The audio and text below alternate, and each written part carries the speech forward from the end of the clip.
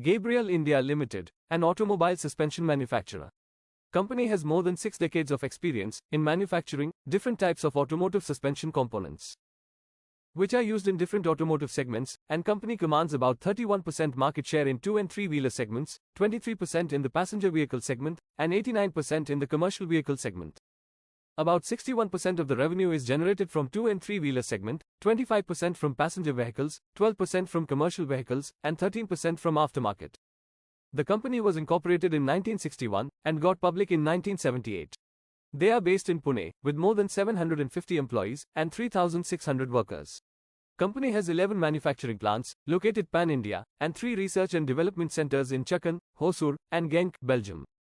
The market cap of the company is 7,745 crore rupees, and currently trading at 539 rupees per share. The company has a 25% CAGR for 3-year sales growth, and 45% CAGR for 3-year profit growth.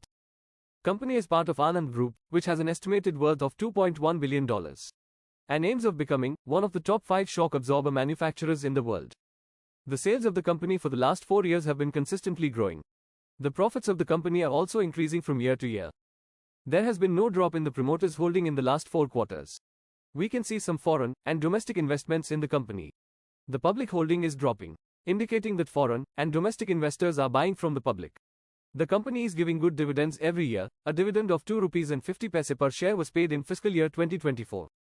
Some clients of the company are Maruti Suzuki, Bajaj Auto, Honda, Mahindra, Tata Motors, Isuzu, TVS, Ashok Leyland, Indian Railways, and more.